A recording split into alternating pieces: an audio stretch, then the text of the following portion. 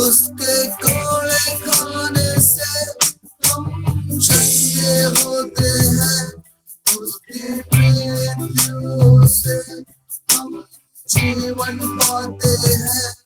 उसके कोड़े खाने से हम चंगे होते हैं, उसकी मृत्यु से हम जीवन पाते हैं।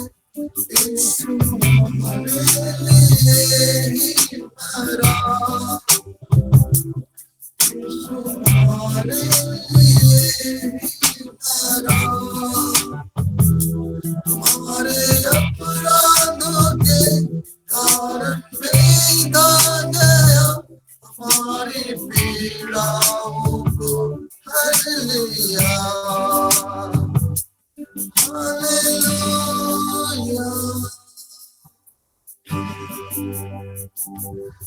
Hallelujah,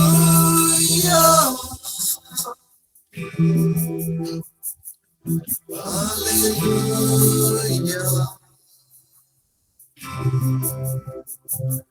hallelujah.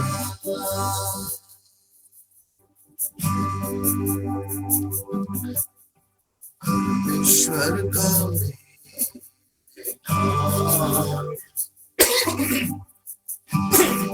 पाप उठा ले जाता है, परमेश्वर का मेरा जगत के पाप उठा ले जाता है। परमेश्वर का मेरा हमारा यीशु।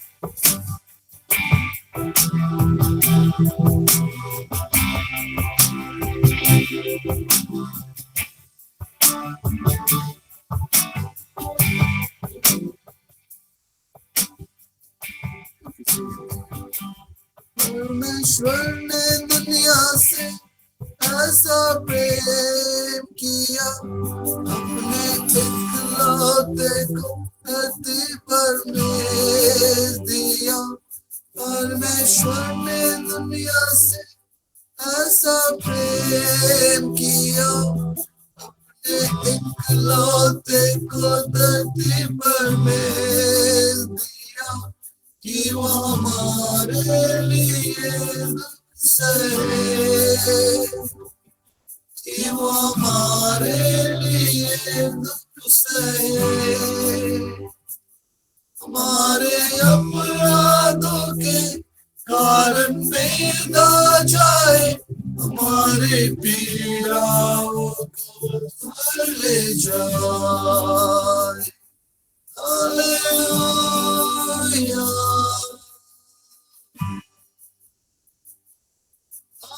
Hallelujah,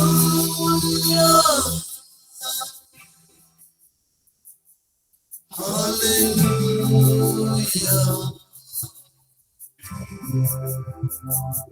hallelujah.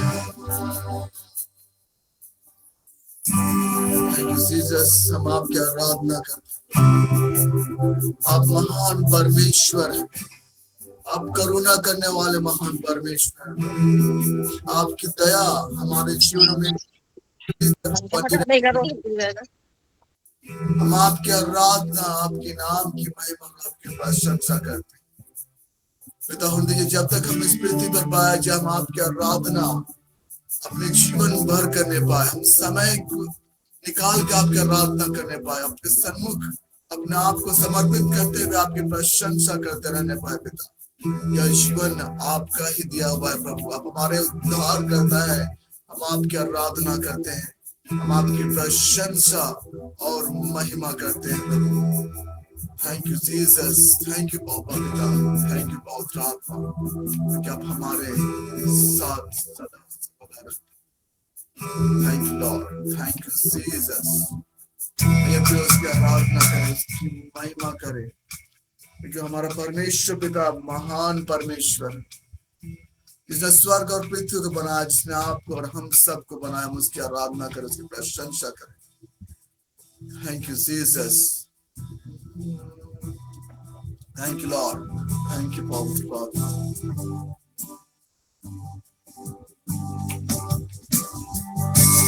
Thank you, Lord.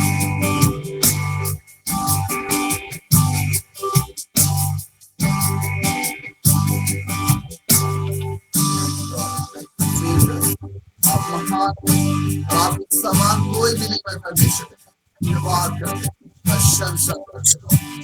Thank you, Lord.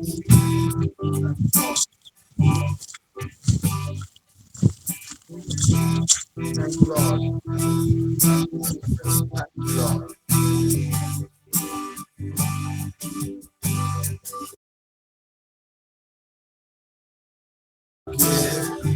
यीशु मसीह आदर के योग्य, यीशु मसीह समर्थ के योग्य, यीशु प्रभु सृष्टिकर्ता, यीशु प्रभु आके योग्य, यीशु प्रभु आदर के योग्य, यीशु प्रभु सामर्थ के योग्य, यीशु प्रभु सृष्टिकर्ता, यीशु प्रभु महिमा आदर धन्यवाद, जो सिंहासन पर बैठा है, महिमा आदर धन्यवाद, जो युगानुयुग राज करता है, महिमा आदर धन्यवाद, जो सिंहासन पर बैठा है, महिमा आदर धन्यवाद, जो युगानुयुग राज करता है। पवित्र पवित्र पवित्र है प्रभु सर्वशक्तिमान, पवित्र पवित्र पवित्र है यीशु सर्वशक्तिमान, पवित्र पवित्र पवित्र है प्रभु सर्वशक्तिमान, पवित्र पवित्र पवित्र है सर्वशक्तिमान,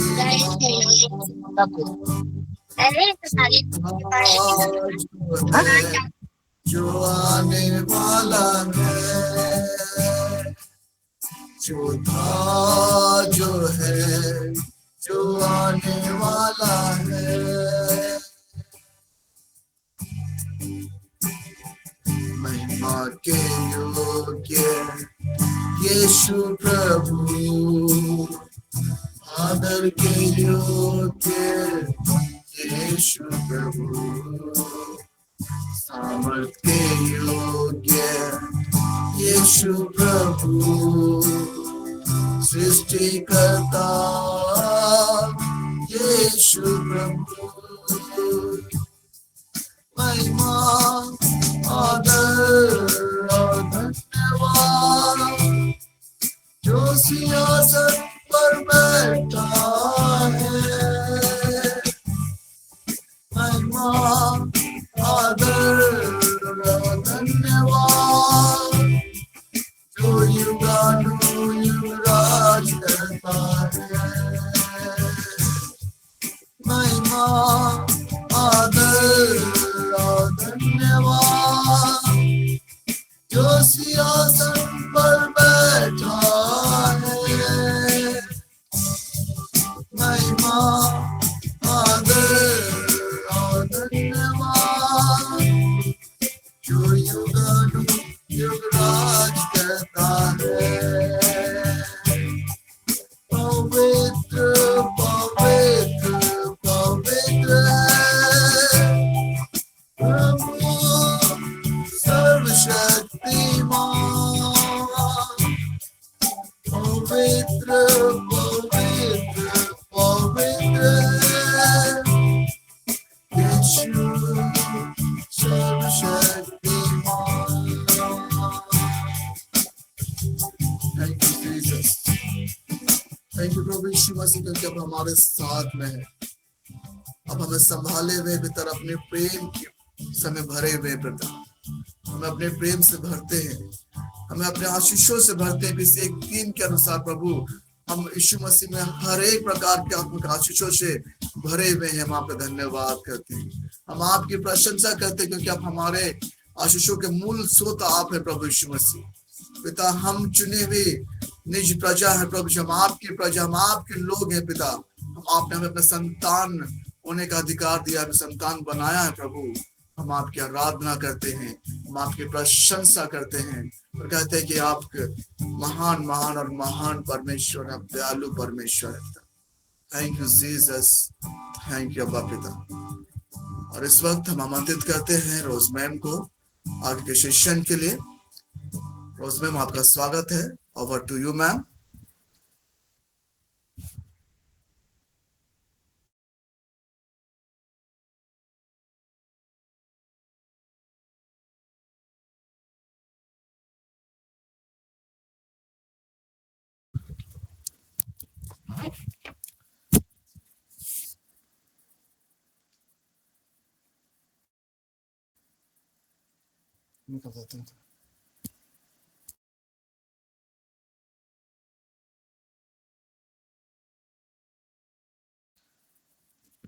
हम परमेश्वर धन्यवाद करें कि सचमुच हमारा परमेश्वर भला परमेश्वर है। इस समय हम डिक्लेरेशन करेंगे में जाएंगे और सचमुच जैसा प्रभु कहता है कि देखो मैं जगत के अंत तक सदैव तुम्हारे साथ हूँ। परमेश्वर ने यह कहा अपने वचन में और उसका वचन बिल्कुल सच्चा है मेरे प्रियो।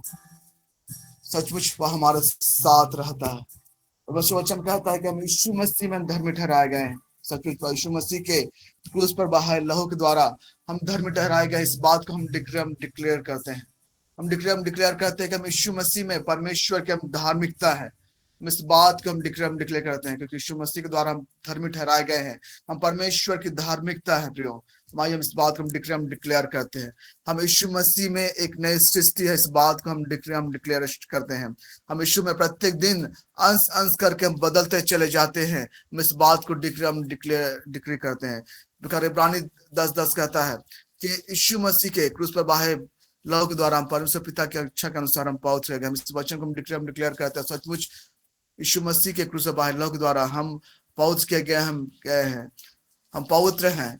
जिसे लिखता है पहला पत्रस 1:16 में बाइबल में बतलाती है, लिखता है कि पवित्र बनो क्योंकि मैं पवित्र हूँ। सचमुच इस बात को डिक्लेयर करते हैं कि हम यीशु मसीह में पवित्र हैं। यीशु मसीह में धार्मिकता का जीवन हमारे जीवन का भाग है। सुख और समृद्धि हमारे जीवन का भाग है। तंदुरुस्ती का जीवन हमारे जीवन का भाग है। यीशु मसीह में हम जैवन से भी बढ़कर जीवन हम जी पाते हैं। इस बात को हम डिक्लेयर करते हैं। यीशु परमेश्वर को वचन कहता है कि यहोवा मेरा चरवाहा है और मैं किसी बात की घटी नहीं होगी। हम इस बात को डिक्लेयर करते हैं कि परमेश्वर यहोवा हमारा चरवाहा है और किसी भी भली वस्तु की हमें घटी या कमी नहीं होगी। हम इस बात को डिक्लेरेशन करते हैं। यीशु मसीह के नाम से पिता, इफिसियों 1:3 के अनुसार हम इस बात को डिक्लेयर करते हैं कि हम यीशु मसीह में हर एक प्रकार की आत्मिक आशीषों से हम भरे गए हैं। हमारा आत्मिक जीवन यीशु के नाम से हर प्रकार के आत्मिक आशीषों से भरा हुआ है। हमारा भौतिक जीवन यीशु के नाम से हर प्रकार के आत्मिक आशीषों से परिपूर्ण है। हम यीशु मसीह में समृद्ध है, हम यीशु मसीह में संपन्न है, हम यीशु मसीह में परिपूर्ण है। इस बात को हम डिक्लेरेशन करते हैं। हम डिक्लेयर करते हैं कि यीशु मसीह हमारा उद्धार करता है। यीशु वचन कहता है कि यदि तू उद्धार पाए तो तेरा घराना उद्धार पाएगा। हम इस वचन के आधार पर हम डिक्लेयर करते हैं कि हम यीशु मसीह में उद्धार प्राप्त कर, हमारा पूरा घराना यीशु मसीह में उद्धार पाएगा। प्रभु, इस बात को हम डिक्लेयर करते हैं। हमारा घराना यीशु मसीह में जवान से बढ़कर जीवन व्यतीत कर पाता है। इस बात को हम डिक्लेयर करते हैं। यीशु मसीह बात को डिक्लेयर करते हैं कि यीशु मसीह हमारे आड़ और ढाल और चट्टान है, और वही हमें अपने मार्ग में लिए चलता है। हम इस बात को डिक्लेयर करते हैं। हर एक परेशानियों से हमें बाहर निकालता है। इस बात को हम डिक्लेयर करते हैं। यीशु मसीह हमारा सहायक है, पवित्र आत्मा आप हमारे सहायक है। हम इस बात को हम डिक्लेयर करते हैं और हम आप पे भरोसा करते हैं। आप हमारी सहायता करते हैं, हम आपका धन्यवाद करते हैं।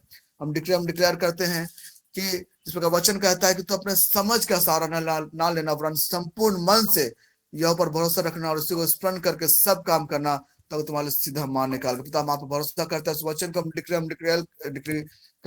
करते हैं अपने जीवनों के लिए कि हम आप पे भरोसा करते हैं प्रभु यीशु, और आप इच्छा के अनुसार हमें आप हमारा अगुवाई करते हैं, हमें ले चलते हैं। हम आपका धन्यवाद करते हैं। हम डिक्लेयर करते हैं। Thank you Jesus. हमें वचनों के पढ़ने की आशीषों से आप हमें भरते हैं। वचन के पढ़ने की लालसा से हमें भरते हैं। हम इस बात को डिक्लेयर करते हैं। प्रार्थना करने की लालसा हमारे जीवन में उन्नत करते हैं। इस बात को हम डिक्लेयर करते हैं प्रभु। थैंक यू जीसस, क्योंकि आप हमारे भला चरवाहा, हर एक भली वस्तु को हमारे जीवन में भरते हैं। हम आपका धन्यवाद करते हैं। हम डिक्लेयर करते हैं हम यीशु मसीह में भले चंगे सुरक्षित स्वस्थ पाए जाते हैं। हम इस बात को डिक्लेयर करते हैं। थैंक यू जीसस, क्योंकि आप हमारे प्रभु हैं, हमें संभालने वाले। इस बात को हम डिक्लेयर करते हैं। Thank you Lord, thank you Jesus. हम आपके संतान हैं, और संतान है तो हम वारिस है, और वारिस है बेटा तो हम यीशु मसीह के संगे वारिस हैं। इस बात को हम डिक्लेयर करते हैं। Thank you Jesus, thank you पिता, थैंक यू डैडी गॉड। धन्यवाद करते हैं। सारी बातों को हम आपको हाथों में समर्पित करते हैं यीशु के नाम से, आमीन। और ये प्रियो, इस वक्त हम गवाहियों में सुनेंगे, टेस्टमनी में से सुने।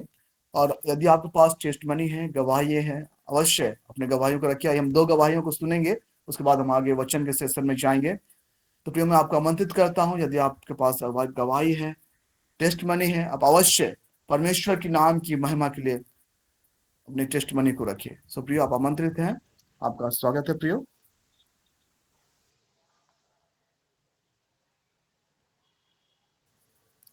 कोई भी? हेलो यस मैम, हेलो, आपकी आवाज आ रही है? यस मैम, आपकी आवाज आ रही है। मैं रांची से बोल रही हूँ भा। ये कल की बात है। पिछले कुछ दिनों से मेरा ऑफिस का पेन ड्राइव खो गया था, जिसके लिए मैं बहुत ही चिंतित थी और प्रेयर में रख रही थी। पर 2 दिन से अगुवाई हुआ कि मैं उसके लिए थैंक्स देने लगी कि मुझे पेन ड्राइव मिल गया है।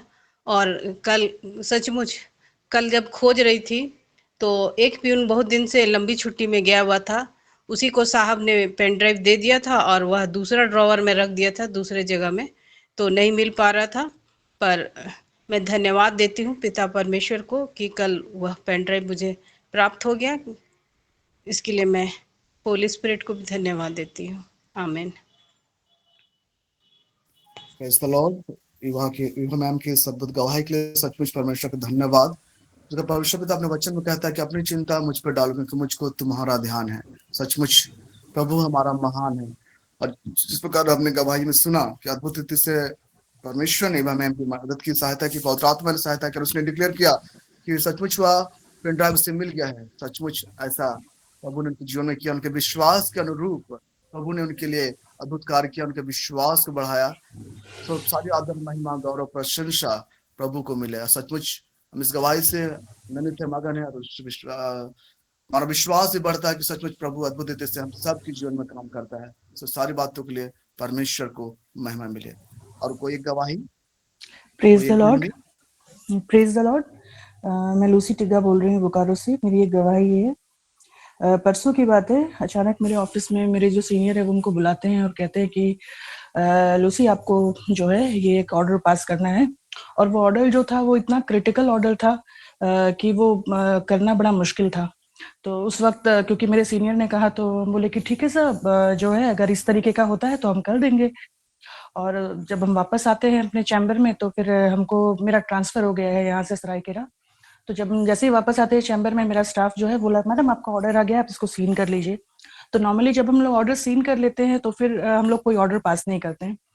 तो क्योंकि हम वहाँ पे अपने सीनियर को बोल कर आ चुके थे, क्योंकि वो हमारा एसीआर वगैरह लिखते हैं और हमारा अभी अप्रैल में एसीआर का टाइम है। तो फिर हम आए ऑफिस के बाद, हम घर आए तो मतलब बहुत ही पजल्ड, बहुत घबराए हुए, क्योंकि मतलब मेरा प्रमोशन है 2 साल में। तो मतलब बहुत सारी चीजें, मतलब इतना मतलब डिप्रेशन होने लगा हमको। तो फिर हमको समझ नहीं आ रहा था क्या करें। हम साम 91 पढ़ना शुरू किए। फिर कल का दिन था, कल के दिन ही हमको उसको ऑर्डर पे करना था। तो फिर कल जब हम ऑफिस जाने से पहले सवेरे का मॉर्निंग सेशन अटेंड किए, फिर उसके बाद में फिर अपने पर्सनल प्रेयर में बैठे और कंटिन्यूअसली साम 91 का वर्स 14 एंड 15 हम उसको मतलब कंटिन्यूअसली हम क्लेम करने लगे कि लॉर्ड बस किसी तरीके से जो है ये पहाड़ जो है मेरे सामने से टल जाए। क्योंकि अगर हम ये ऐसा करें, वो क्योंकि वो गलत होगा अगर हम ऑर्डर करते हैं तो फिर उसके बाद में 10:30 बजे हम ऑफिस पहुंचे। हमने अपने स्टाफ से पूछा कि भाई उस रिकॉर्ड में क्या हुआ। तो बोले, मेरा स्टाफ ने बताया कि मैडम उसमें कुछ जो है एफिडेविट वगैरह हुआ है, वो लोग फाइल करेंगे। तो फिर उसके बाद में रिकॉर्ड मंगाए तो पता चला कि कुछ फाइल नहीं हुआ है उसमें अभी तक।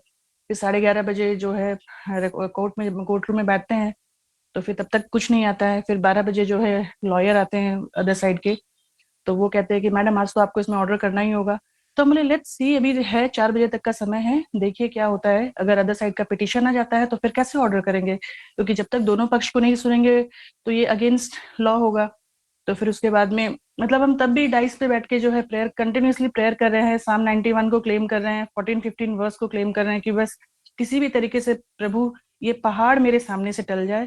क्योंकि मेरे लिए वो मतलब मेरे लिए वो बहुत ही क्रिटिकल सिचुएशन था और हमको नेक्स्ट वीक जो है यहाँ से जाना है।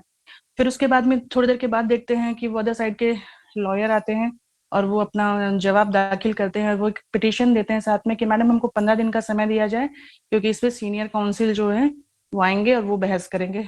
मतलब किस अद्भुत रीति से मेरे सोचने और समझने से परे जो है कि मतलब परमेश्वर जो कि इतने अच्छे तरीके से जो है मेरे लिए रास्ता बनाते हैं कि ठीक है कि मेरी जो बेटी है वो भी मुसीबत में ना पड़े और ऐसा कुछ मतलब कि वो अंडर कंपल्शन ना रहे।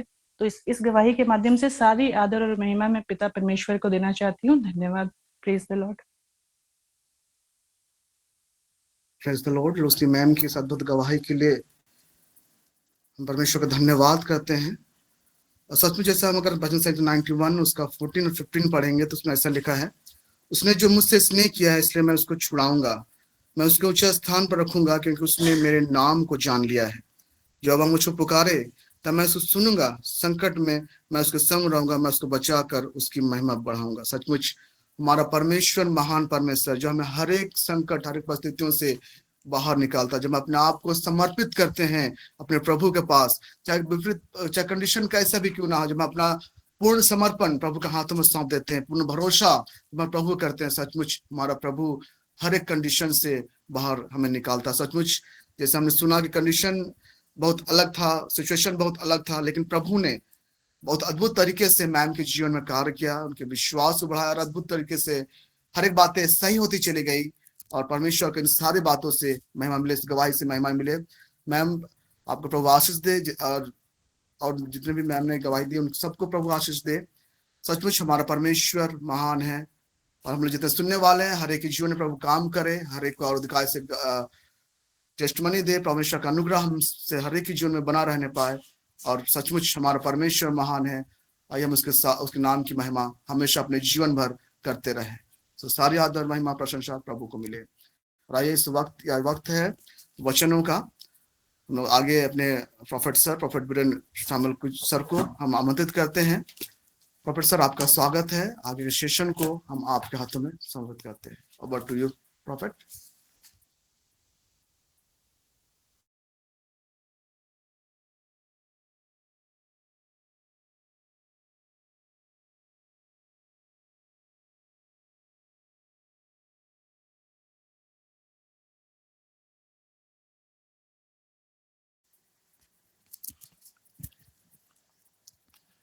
Thank you, Jesus. Thank you, Holy Spirit God.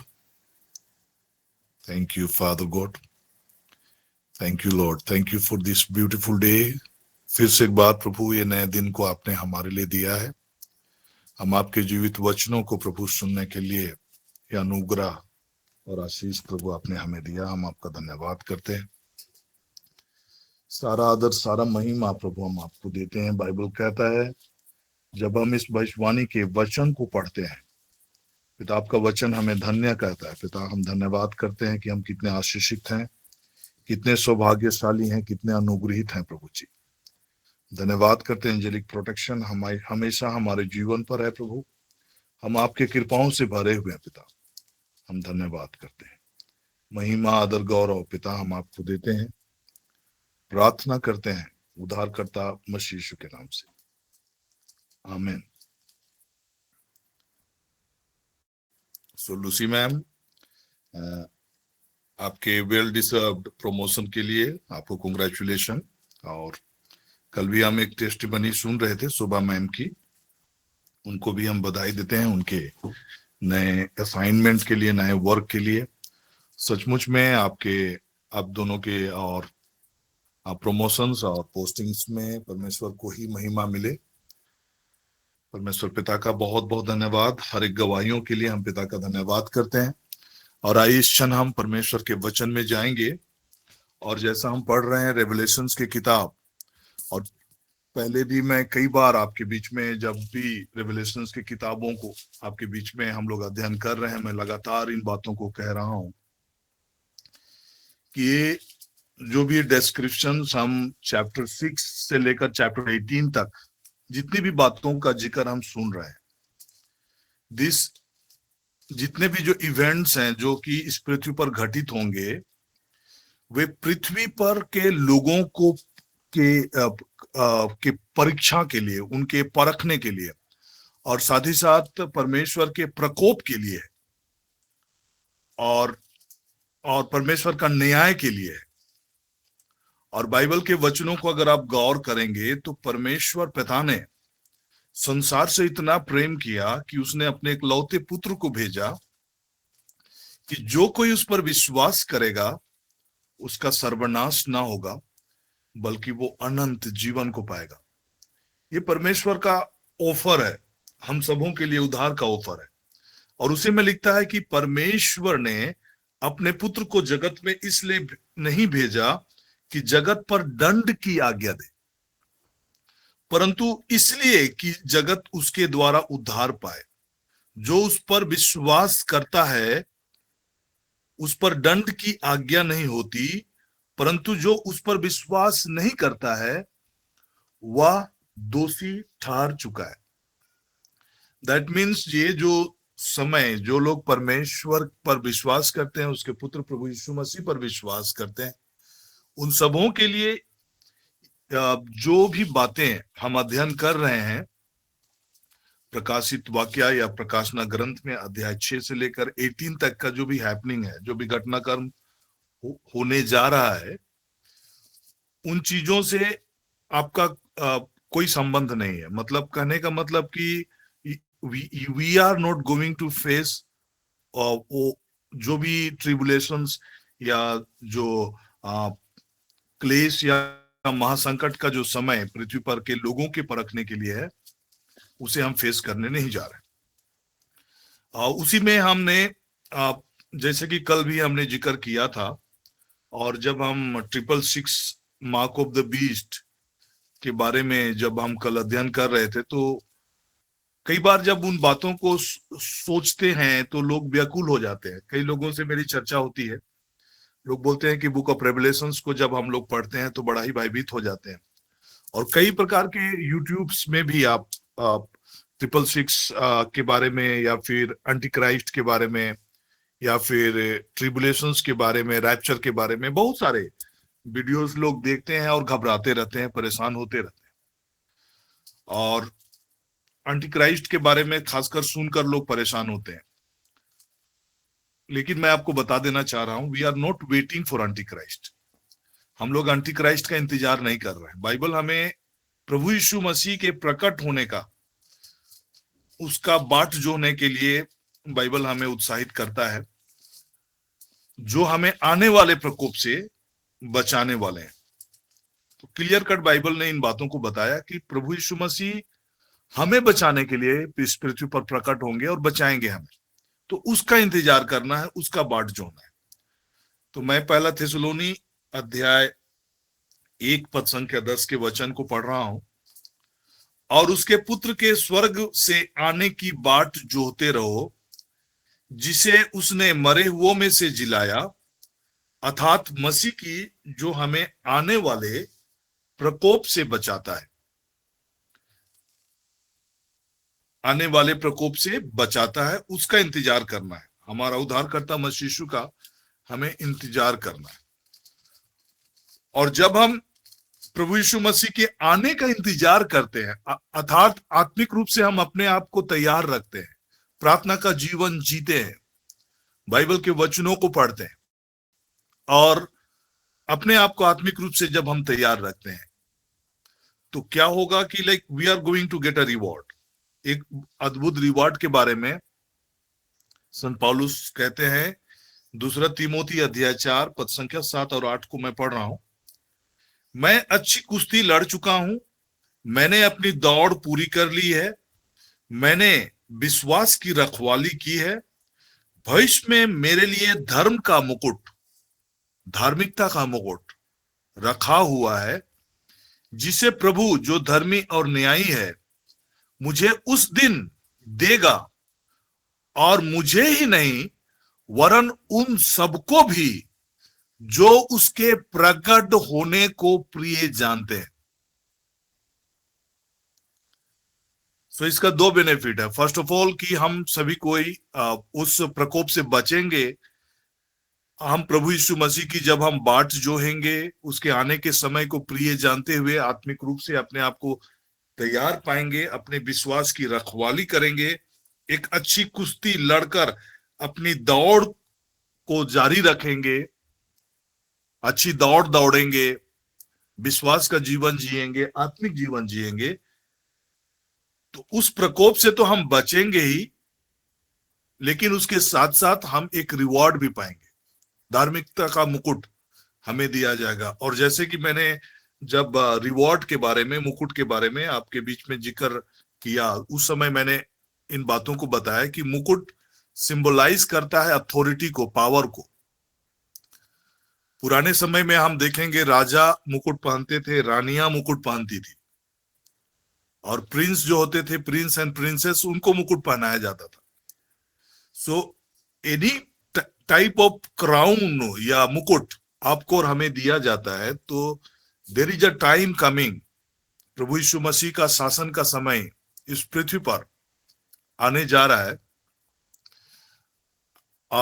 Millennium rule जो 1000 ईयर्स का रूल है, दैट टाइम जितने भी जो लोग इस प्रकार के रिवॉर्ड पाएंगे, क्राउन पाएंगे, they will be the ruling, उनके पास रूलिंग अथॉरिटी रहेगा। जगह जगह पर अलग अलग एरिया में they will be the rulers. Jesus will be the, वो राजाओं का राजा होगा, वो सभी अथॉरिटी और पावर का वो शिरोमणि होगा। बट अपने इलाके में we will be the rulers, जो लोग रिवॉर्ड पाएंगे वे रूलर्स होंगे।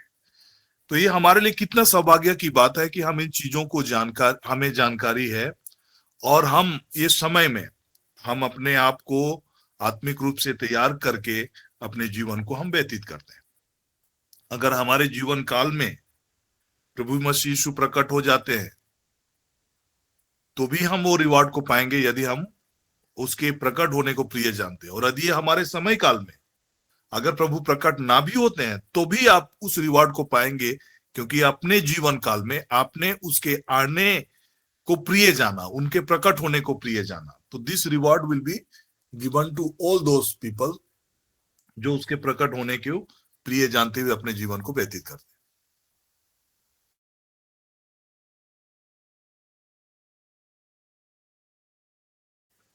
तो आइए हम बुक ऑफ रेवलेशंस की ओर बढ़ेंगे, और हम चैप्टर 13 कल जब हम पढ़ रहे थे उसके अंतिम पदों को, और हम लोग आज चैप्टर 14 को पढ़ेंगे। जैसे कि मैंने पहले भी कहा है कि लाइक ये चैप्टर वाइज ये सीक्वेंस में नहीं है, और बहुत सारा घटनाक्रम जो मिला जुला है ना। कुछ घटनाक्रम जो 14 में आप अध्ययन कर रहे हैं, और कुछ कुछ घटनाक्रम जो हैपनिंग्स हो रहा है वो स्वर्ग के बारे में लिख रहा है, कुछ चीजें पृथ्वी पर हो रही है, और वो सारा चीज जुड़ा हुआ है। तो उसी को हम लोग आज देखने का प्रयास करेंगे। तो हम लोग जब चैप्टर 13 पढ़ रहे हैं तो हम लोग सोचते हैं पशु के बारे में, बीस्ट के बारे में।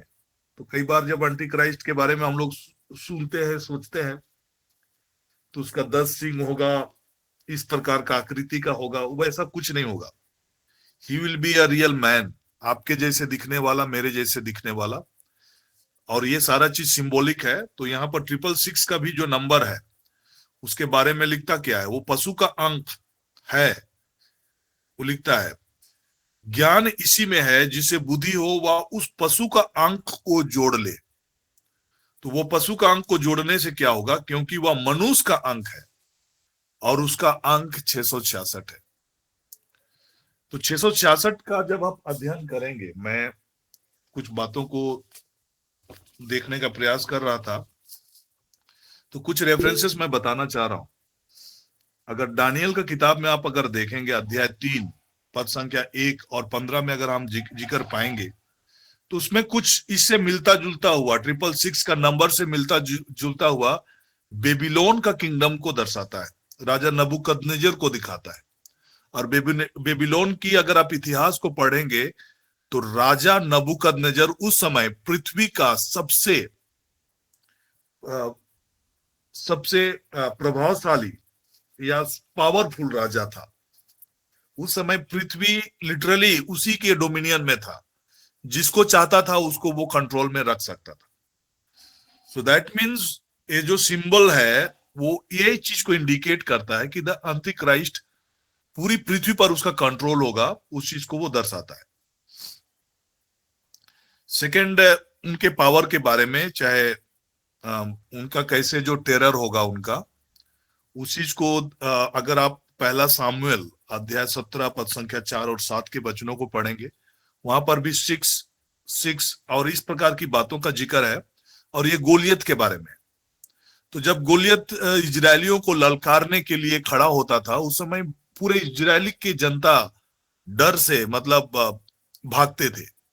और ये सिलसिला करीब 40 दिन और 40 रात तक वो हर सुबह हर शाम उन्हें ललकारता, किसी को हिम्मत नहीं होती थी। So there is a time, Goliath का भी एक टाइम था, जब तक दाऊद प्रकट नहीं हुआ तब तक गोलियत उसी प्रकार से तबाही मचाता रहा, लोगों को डराता रहा, लोगों को लोग उससे भागते रहे, घबराते रहे, छिपते रहे। तो ये सारा कर्म जब तक दाऊद नहीं आया, दाऊद उसका सामना नहीं किया, तब तक वो प्रभावी रहा। वैसे ही एंटी क्राइस्ट का जब कमिंग होगा तो कई लोग डरेंगे, कई लोग उससे भागेंगे, कई लोग उससे प्रताड़ित होंगे, लेकिन अंततः उसका अंत होगा। प्रभु यीशु मसीह जब अपने महिमा में प्रकट होंगे तो उसको भस्म कर देंगे, है ना। आगे हम वचन में देखेंगे कैसे एंटी क्राइस्ट का अंत होगा, तो उसके बारे में आगे के चैप्टरों में भी उनका जिक्र होता है। तो ये जो 666 का जो नंबर है, तो इंडिकेशंस मैं बता रहा हूं, क्या होगा, किस चीज को वो सिंबल करता है, सिंबलाइज करता है। और दूसरा अगर आप देखेंगे तो ये राजा सुलेमान के कुछ वैभव, समृद्धि और पावर को दिखाता है। राजा सुलेमान का समय में अगर आप गौर करेंगे तो मतलब बहुत ही पीसफुल राजा था वो। उसके समय में लड़ाइयां नहीं हुई। तो एंटी क्राइस्ट का भी एंट्री उसी प्रकार से होगा। वो पीस मेकर की तरह आएगा और अपना प्रभाव कायम करता चला जाएगा। तो इस रीति से मतलब आप देखेंगे तो, लेकिन अंततः आप सुलेमान राजा का भी देखेंगे कि कैसे फिर उनके अंत के समय में क्या गड़बड़ियां हुई और मूर्ति पूजा और अन्य चीजें भी अब फिर वो आने लगे। तो एंटी क्राइस्ट का रोल की तरह ही चीजों को हम लोग वहां पर देखेंगे। तो मैं दूसरा इतिहास अध्याय 9 पद संख्या 13 के वचन को आपके बीच में रख रहा हूं।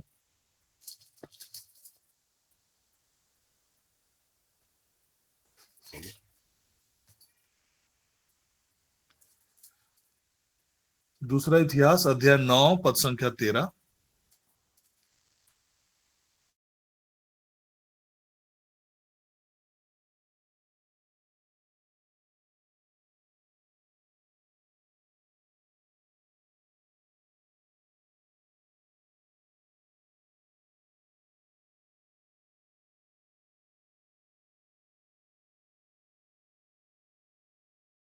Hallelujah, thank you Jesus. तो दूसरा इतिहास अध्याय 9 पद संख्या 13 का वचन। जो सोना प्रतिवर्ष सुलेमान के पास पहुंचा करता था, उसका तौल 666 किकार था। 666 किकार था। तो उसके व्यापारिक मतलब समृद्धि को दिखाता है, लाइक सोना चांदी और जितने भी।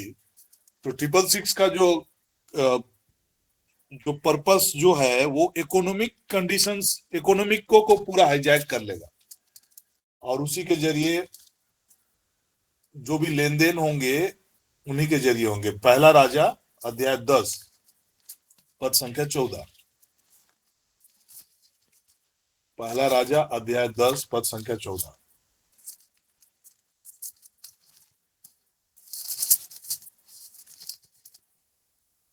पहला राजा अध्याय 10 पद संख्या 14।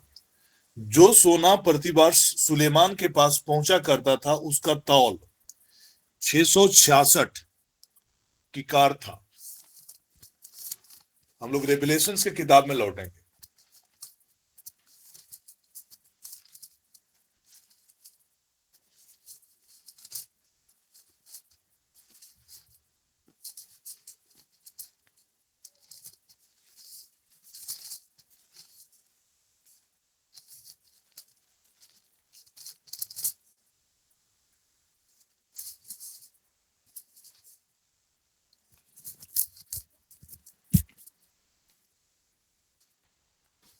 चैप्टर 13 का 16 में पढ़ेंगे। उसने छोटे बड़े, धनी कंगाल, स्वतंत्र दास सबके दाहिने हाथ या उसके माथे पर एक छाप करा दी कि उसको छोड़ जिस पर छाप अर्थात उस पशु का नाम या उसके अंक हो, अन्य कोई लेन देन ना कर सके। लाइक अभी हम मॉडर्न लाइफ में अगर हम देखेंगे तो बहुत सारे चीज जो लेन देन का जो सिस्टम है, चिप सिस्टम है, RFID रेंज फ्रीक्वेंसी आइडेंटिफिकेशन के जरिए लाइक आप कुछ भी परचेस कर सकते हैं। आप जाएंगे, स्कैन करेंगे, पेमेंट करेंगे, हो जाएगा। स्कैनर है, बहुत सारा चीजें हैं। तो मतलब इस प्रकार की चीजें हम अभी सोच सकते हैं कि लाइक पुराने समय में अगर आप सोचेंगे चिप सिस्टम, स्कैनर के जरिए पेमेंट करना, इट वॉज इम्पॉसिबल। लेकिन अब हम समझ रहे हैं कार में भी, जैसे फास्ट ट्रैक, कल मैंने कहा कि लाइक फास्ट ट्रैक में आप अगर कहीं पर जाते हैं, वहां पर स्कैन हो जाता है, फिर आप आगे बढ़ जाते हैं। तो ये सारा चीज, तो इस प्रकार की सिस्टम और इससे भी advance system, day to day technology advance होता चला जा रहा है, AI का जमाना है। तो लाइक इस प्रकार का सिस्टम होगा जो कि लेन देन को भी कंट्रोल करेगा। और तो ये चीजें होने जा रही है। लाइक जो भी प्रभु को ग्रहण नहीं करेंगे, मतलब प्रभु के गवाहियों को थामे रहेंगे, उनके लिए ये बहुत डिफिकल्ट टाइम होने जा रहा है। तो कल हमने देखा था कि लाइक ये टेम्पररी टाइमिंग एंटी क्राइस्ट का होगा, और मिडल ऑफ दी 7 साल के समय के जो मिडल टाइम में इन चीजों को वो मार्क ऑफ द बीस्ट 666 का जो मार्क है, उन चीजों को लोगों के हाथों में या फिर माथे में वे इंस्टील करेंगे, तो जिसके जरिए पूरा लेन देन और पूरा इकोनॉमिक सिस्टम उन्हीं के जरिए कंट्रोल होगा। बट उसके बाद में हम लोग ऑलरेडी देख चुके हैं कि क्या पनिशमेंट होगा। एंटी क्राइस्ट और जितने भी लोगों के माथे पे वो चिन्ह होगा, कितने पीड़ाओं में वो लोग जाएंगे। तो अभी हम 14 चैप्टर को पढ़ेंगे। अब 14 चैप्टर में जो बातों को हम देखने जा रहे हैं वो अलग अलग चीजों को बयां कर रहा है ना। ये घटनाक्रम नहीं है, बहुत सारी चीजें इसमें मिला हुआ है, जिसके वजह से कई बार समझने में ये परेशानी होती है। लेकिन जितने भी चीजें यहाँ पर है वो अलग अलग चीजों को बयां कर रहा है, अलग अलग चीजों को दर्शा रहा है, और साइमल्टेनियसली वे बहुत सारे विजन्स को देख रहे थे और उसी तरीके से उन्होंने विजन्स में एक विजन्स देखा और साथ ही साथ दूसरे विजन्स भी दिख रहे हैं, और इस प्रकार से यूहन्ना ने, प्रेरित यूहन्ना ने चीजों को रिकॉर्ड करके रखा है। तो उन्हीं चीजों को हम अध्ययन करेंगे और चैप्टर 14 में हम आगे बढ़ेंगे। फिर मैंने दृष्टि की और देखो वह मेमना सियोन पर पहाड़ पर खड़ा है और उसके साथ 1,44,000 जन हैं, जिनके माथे पर उनका और उनके पिता का नाम लिखा हुआ है। जैसे कि ऑलरेडी Y666 को सेटन या फिर एंटी क्राइस्ट लोगों के जीवन में लाने का प्रयास कर रहा है, वो कॉपी कर रहा है। ऑलरेडी हम देखते हैं कि 1,44,000 लोगों के माथे पे ऑलरेडी उनके माथे पर पिता का नाम लिखा हुआ है। तो उसी रीति से वे अपने लोगों को दर्शाने के लिए कि ये मेरे लोग हैं, वो जबरदस्ती लोगों के माथे पे या उनके हाथों पर वो चिन्ह को डालेगा, तो जस्ट कॉपी करेगा। और स्वर्ग से मुझे एक शब्द सुनाई दिया जो जल की बहुत धाराओं और बड़े गर्जन का शब्द था, और जो शब्द मैंने सुना वह ऐसा था मानो बीना बजाने वाले बीना बजा रहे हों। वे सिंहासन के सामने और चारों प्राणियों और प्रचिनों के सामने एक नया गीत गा रहे थे, और उनका 1,44,000 जनों को छोड़ जो पृथ्वी पर से मोल लिए गए थे, कोई वह गीत ना सीख सकता था। तो यहाँ पर हम देखेंगे कि जल्दी 30 हो गया, जल्दी आओ। ओके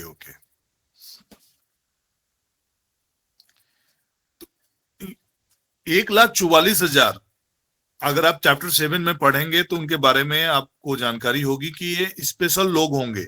उस ट्रिबुलेशन पीरियड के दौरान विपत्तियों का उनके ऊपर में कोई, और जो भी नेचुरल कैलामिटीज होंगे उनका उनके ऊपर में प्रभाव नहीं होगा, और एंटी क्राइस्ट भी उनको कुछ भी नहीं बिगाड़ पाएगा। They will be the protected special persons होंगे, जो लोग 1,44,000 के जो संख्या में होंगे, और ये सुसमाचार की बातों को प्रचार कर रहे होंगे उन दौरान पे। क्योंकि जितने भी जो आज के समय में, आज के जमाने में जितने भी जो प्रीचर्स हैं, है ना, बाइबल के शिक्षक हैं, वे इस वर्ल्ड पे रहेंगे नहीं। रैप्चर में वे सारे चर्च और प्रभु पर विश्वास करने वाले लोग चले जाएंगे। तो उस दौरान के लिए स्पेशल परमेश्वर का प्रायोजन है कि इजरायलियों के बीच में से वे चुने हुए लोग होंगे, और वे चुने हुए लोगों के बारे में अध्याय मतलब पद संख्या 4 में हम लोग सुनते हैं कि वे क्या होंगे। वे कुंवारे होंगे, कम उम्र के लोग होंगे, जवान होंगे, और दुनियादारी और दुनिया की जो अपवित्रता या अशुद्धता, उनसे उनका कोई नाता रिश्ता नहीं होगा। They will be protected people. तो चार वचन बहुत ही स्पेसिफिक उनके बारे में लिखता है। ये वे हैं जो स्त्रियों के साथ अशुद्ध नहीं हुए पर कुंवारे हैं। ये वे ही हैं कि जहां कहीं मेमना जाता है वे इसके पीछे हो लेते हैं। ये तो परमेश्वर के निमित्त पहले फल होने के लिए मनुष्यों में से मोल लिए गए हैं, और उनके मुख से कभी झूठ ना निकला था, और वे निर्दोष हैं।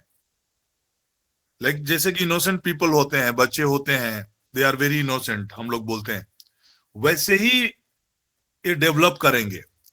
और परमेश्वर की आत्मा की सामर्थ और अभिषेक इनके जीवन में इतना ज्यादा होगा, लाइक कि वे अद्भुत रीति से सुसमाचार के प्रचार और परमेश्वर के वचन की गवाहियों को लोगों के बीच में रखेंगे उस ट्रिबुलेशंस के दौरान पे। तो उनका वर्क के बारे में ऑलरेडी अगर आप चैप्टर 6 उसी का 6 पद को हम लोग पढ़ेंगे तो कैसे उनके सुसमाचार प्रचार के बारे में लिखता है। लेकिन हम यहाँ क्या देख रहे हैं कि वे अपने पर्पस को पूरा करने के बाद वे सुरक्षित फिर वे स्वर्ग चले जाएंगे। 1,44,000 जो भी होंगे वे स्वर्ग में चले जाएंगे। वही तीसरा पद में हम लोग देख रहे हैं। पहला पद 14 का एक पद में देखेंगे कि वे पृथ्वी पर वे पाए जा रहे हैं और उनके माथों पर चिन्ह है, ऐसा करके वचन लिख रहा है। और दूसरा में हम सुन रहे हैं कि एक आवाज सुनाई दे रही है, जैसे रैप्चर के समय में जो घटनाक्रम होगा, लाइक एक तुरही बजेगी, अंतिम तुरही फूंकते ही क्षण भर में हम बदल जाएंगे, वैसा ही 14 चैप्टर को आप पढ़ रहे हैं तो एक में हम पा रहे हैं कि जो 1,44,000 वे पृथ्वी पर है। दूसरा पद में हम स्वर्ग से एक वाणी सुनाई दे रही है ना, और वो वाणी के बाद तीसरे पद में हम लोग पहुंच रहे हैं तो वे स्वर्ग में पाए जा रहे हैं। दैट मीन्स जिस रीति से कलीसिया का रैप्चर होगा, और कलीसिया का रैप्चर के समय में क्या होगा, स्वर्ग से एक आवाज आएगी और वो आवाज तुरही की तरह होगी। और यहां पर जो लोग 1,44,000 का रैप्चर के समय में वीणा की तरह आवाज आएगा, मतलब एक इंस्ट्रूमेंट बजेगा और उनका रैप्चर होगा। तो चर्च का रैप्चर जो होगा उसके लिए तुरहियां बजेगी। हम लोग अगर थोड़ा सा मैं लेके जाना चाह रहा हूं उस चैप्टर में, कुरिन्थियों के नाम पहला पत्र अध्याय 15, उसका हम अगर 52 को पढ़ेंगे, और यह क्षण भर में पलक मारते ही अंतिम तुरही फूंकते ही होगा,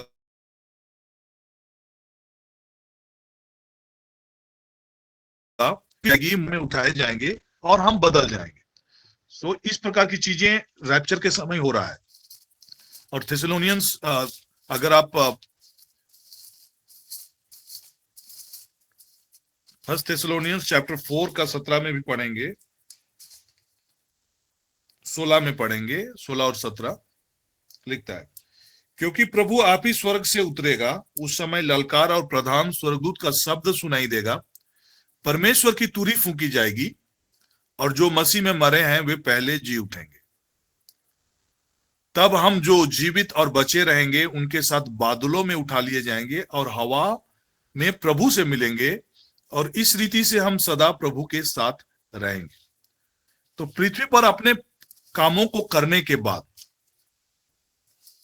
1,44,000 जो अपोस्टल्स होंगे या फिर एवेंजलिस्ट होंगे, वे भी स्वर्ग में उठा लिए जाएंगे, स्वर्ग चले जाएंगे। जिस प्रकार से रैप्चर के समय में हम स्वर्ग से आवाज सुनते हैं और तुरहियों की आवाज आती है, वैसे ही ये सीक्वेंस में है। एक दिखा रहा है वे पृथ्वी पर है, 2 दिखा रहा है कि रैप्चर की तरह ही एक आवाज स्वर्ग से आएगी और तुरही के जगह पर वीणा का आवाज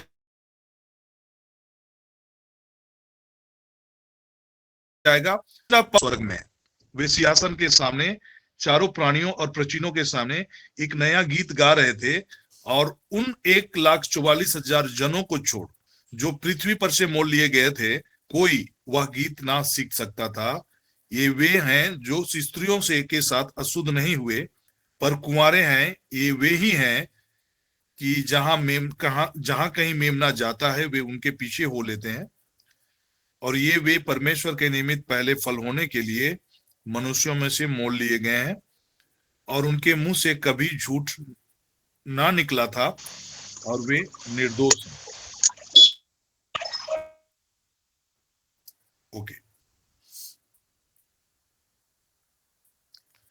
तो आज हम लोग समय काफी हो चला है, तो हम यहीं पर वेट करेंगे। केवल चैप्टर पद संख्या 6 को हम लोग अध्ययन करते के साथ फिर आज कंक्लूड करेंगे, और कल हम इनको जारी रखेंगे। चाहे आने वाले जो भी क्लास होगा हम इसको जारी रखेंगे। तो यहाँ पर पर्पस के बारे में जो 1,44,000 के जो लोग होंगे उन लोगों के कामों के बारे में यहाँ पर हम 6 पद में हम लोग सुन रहे हैं। फिर मैंने एक और स्वर्गदूत को आकाश के बीच में उड़ते हुए देखा, और जिसके पास पृथ्वी पर के रहने वालों की हर एक जाति, कुल और भाषा और लोगों को सुनाने के लिए सनातन सुसमाचार था। तो ये सुसमाचार प्रचार का काम 1,44,000 के लोग करेंगे। तो जैसे कि मैंने शुरू में ही बताया था कि ये जो आप इन चीजों को देखेंगे तो कई बार सीक्वेंस में नहीं है। 3 पद में वे स्वर्ग में हैं, 6 पद में वे सुसमाचार के प्रचार के कामों को करने के बारे में बाइबल में जिक्र सुन रहे हैं, और उसके बाद जो लोग सुसमाचार 1,44,000 के सुसमाचार को सुनेंगे, वे भी स्वर्ग में उनकी जब लौनी होगी, कटनी होगी, तो वे भी जिस प्रकार से धान की कटनी होती है, लौनी होती है, उसी प्रकार से उनका भी, जो लोग उनके सुसमाचार के प्रचार के दौरान प्रभु यीशु मसीह को ग्रहण करेंगे, वे लोग भी फिर उनकी भी कटनी और छटनी होगी, लौनी होकर वे भी स्वर्ग में पाए जाएंगे। तो उसको हम 7 चैप्टर का 9 पद में हम उनका जिक्र पाते हैं। तो जैसे कि पूरे चीजों को जब आप मिलाकर नहीं पढ़ेंगे तो उनके सीक्वेंस को समझ पाना थोड़ा सा मुश्किल होता है। तो ये सुसमाचार के प्रचार के बारे में, जैसे प्रभु यीशु मसीह ने कहा कि अंत आने से पहले सुसमाचार का प्रचार होगा, तो मत्ती का सुसमाचार अध्याय 24 पद संख्या 14 में लिखता है, और राज्य का यह सुसमाचार सारे जगत में प्रचार किया जाएगा और सब जातियों पर गवाही हो, तब अंत आ जाएगा। तो प्रभु यीशु मसीह का सेकंड कमिंग वो अंत को दर्शाता है। उसके बाद में शैतान का जो भी जो युग है उनके कंट्रोल का, वो उसे छीन लिया जाएगा। तो जब सुसमाचार प्रचार सारे जगत में हो जाएगा तो और जाति जाति पर गवाही होगी, तो ये काम हम बुक ऑफ रेवलेशंस के दिनों में, उस ट्रिबुलेशन पीरियड के दौरान में 1,44,000 जो एवेंजलिस्ट हैं उनके जरिए हम देखेंगे कि सुसमाचार का प्रचार जाति जाति के लोगों के बीच में होगा।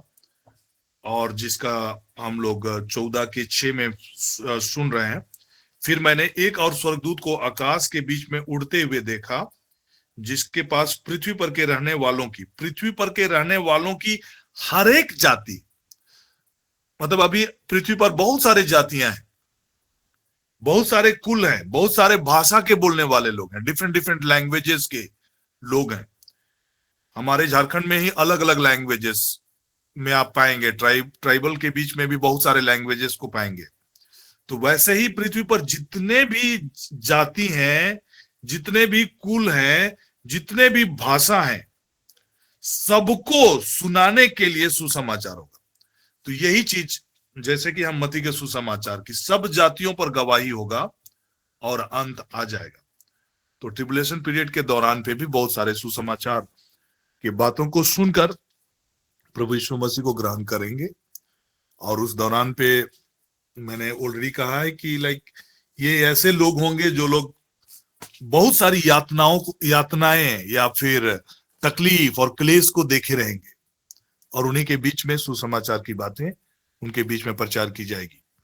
और लोगों को इसलिए भी होगा कि इतने सारे नेचुरल क्लाइमेटीज होंगे, बहुत जगह के बड़े बड़े पहाड़ जहां पर लोगों की आस्था जुड़ी हुई है, विश्वास जुड़ा है, वो ध्वस्त हो जाएंगे और कोई दिखाई नहीं देगा उस दौरान पे सुसमाचार की बातें प्रचार की जाएगी। तो लोग फिर प्रभु को, सच्चा परमेश्वर की ओर देखकर बहुत लोग फिरेंगे, बहुत लोग परमेश्वर की ओर आएंगे। तो उसी का ही जिक्र हम यहाँ पर प्रकाशित वाक्य अध्याय 7 का 9 पद में हम लोग देखते हैं। 9 पद को मैं पढ़ रहा हूं, उसके बाद हम आज के सेशन को यहीं पर एंड करेंगे। इसके बाद मैंने दृष्टि की और देखो, हर एक जाति और कुल और भाषा में से एक ऐसी बड़ी भीड़ जिसे कोई गिन नहीं सकता था, श्वेत वस्त्र पहने, अपने हाथों में खजूर की डालियां लिए हुए सिंहासन के सामने और मेमने के सामने में खड़ी थी। खजूर की डालियां जब भी हम जिक्र सुनते हैं तो ये इजराइल को भी दर्शाता है। इजराइल के लोगों के बीच में भी सुसमाचार का प्रचार होगा ही, और साथ ही साथ हर एक जाति, हर एक कुल, हर एक भाषा से लोग प्रभु के वचन को सुनकर, सुसमाचार की बातों को सुनकर प्रभु को अपना जीवन को सौंपेंगे उस ट्रिबुलेशन पीरियड के दौरान। तो ये सारी परमेश्वर का जो प्लान है, योजना है। सीधे तरीके से कई लोग जब चीजों को नहीं देख पाएंगे तो लोगों की समझ खुलने लगेगी। अल्टीमेटली जिन पर वो भरोसा रहेंगे, उनका सारा जब नेचुरल क्लाइमेटीज आएगा, अकाल आएगा, तूफान आएगा और तबाही, इस प्रकार का क्लेश जब पृथ्वी पर आएगा, जब देखेंगे कि कोई उनको बचा नहीं पा रहा है, तब सुसमाचार उसी रफ्तार से लोगों के बीच में रखा जाएगा और लोग इन बातों को भी समझ पाएंगे कि ये जो तबाही, ये जो प्रकोप, ये जो क्रोध, परमेश्वर का जो क्रोध है, वो इसलिए है कि लोगों ने प्रभु यीशु मसीह को उद्धारकर्ता के रूप में, मसीहा के रूप में ठुकरा दिया है। उसी का ये जजमेंट है, उसी का ये न्याय है। तो लोग उस समय मन फिराव करते हुए प्रभु यीशु मसीह को अपना जीवन को सौंपेंगे। तो इस क्षण हम आशीष की प्रार्थना में जाएंगे और मैं फादर जी से आग्रह करूंगा कि हम सबों का आशीष की प्रार्थना में हमारी अगुवाई करें। मेरे महान और जीवित परमेश्वर, हम तुझे सारे दिल से धन्यवाद देते हैं। तूने अपने अधिकार की बातों को, उस सिंहासन के बारे में जय जयकार करते हुए भिन्न भिन्न भाषाओं में विशाल जनसमूह के साथ में, जिनकी गिनती कोई नहीं कर सकता है, ऐसे बातों के बारे में तूने हमारे बीच में प्रकट किया है। और ये सेनाओं का ईश्वर हम सबों को, जो इस पृथ्वी पर प्रभु के बताए हुए मार्ग पर चलने वाले सभी लोगों के लिए तैयार किए गए मार्ग पर चलने के लिए पिता बाप परमेश्वर हम लोगों को विशेष कृपा प्रदान किए हैं। आइए हम धन्यवाद देते हैं, इन अद्भुत बातों को, जीवित बातों को प्रभु अपने जीवंत वचनों को हमारे बीच में प्रकट किए हैं। पिता बाप परमेश्वर, हम सारे दिल से तुझे धन्यवाद देते हैं। और इस चालीसे के समय में जो हम बिल्कुल दुखभोग के करीब पहुंच रहे हैं और आपके दुखभोग, मृत्यु और पुनरुत्थान पर मनन चिंतन करने के लिए हम अपने आप को तैयार किए हैं। पिता बाप परमेश्वर, आज भी बहुत सारे लोग खोए हुए हैं, अपने अपने काम काज में पड़े हुए हैं। उन्हें इन बातों की चिंता नहीं है। बस वे लोग सोचते होंगे दुनियादारी में हम कैसे काम करें, कितना काम करें, कैसे अपने जीवन का भरण पोषण करें। पिता बाप परमेश्वर, हम धन्यवाद देते हैं क्योंकि तूने कहा है इन सभी बातों को मैंने समझदारों और बुद्धिमानों से छिपाकर नीरे बच्चों को प्रकट किया है। हाँ पिता, तुझे यही अच्छा लगा। हम सारे दिल से धन्यवाद देते हैं, जो दुनिया की दृष्टि में मूर्ख है, शक्तिशालियों को लज्जित करने के लिए उसने उन लोगों को चुना है जो दुनिया की दृष्टि में दुर्बल हैं। गण्यमान्य लोगों का घमंड चूर चूर करने के लिए उसने उन लोगों को चुना है जो दुनिया की दृष्टि में तुच्छ और नगण्य है, जिसे कोई भी मनुष्य ईश्वर के सामने गर्व ना करे। उसी ईश्वर के वरदान से आप लोग ईसा मसीह के अंग बन गए हैं। इसलिए संत पौलुस कहते हैं, यदि कोई गर्व करना चाहे तो वह प्रभु मसीह में गर्व करे। आइए हमारा ईश्वर, हमारा खुदा, हमारा परमेश्वर, जिंदा खुदा, हम जो कुछ भी हैं परमेश्वर की कृपा से हैं और इन सब चीजों से, इन सभी समस्याओं से प्रभु ने हमें बचा लिया है। हम धन्यवाद के साथ में अपने जीवन को समर्पित करें और हम जो भी हैं परमेश्वर की महान कृपा से हैं। प्रभु हम सबों की सुरक्षा और रक्षा करे। आइए हम इस समय जीवित परमेश्वर के द्वारा आशीर्वाद ग्रहण करेंगे। प्रभु के नाम में ही हमारा कल्याण है, उसी ने सर और प्रभु आप लोगों के साथ हो और आपकी आत्मा के साथ। सर्वशक्तिमान पिता परमेश्वर, पिता और पुत्र और पवित्र आत्मा का आशीर्वाद आप पर उतरे, आपके परिवार के एक एक सदस्यों पर उतरे, आपके कार्य क्षेत्र में और आपके कार्यों में उतरे और सदा सर्वदा छाया रहे। आमीन। आमीन। आमीन।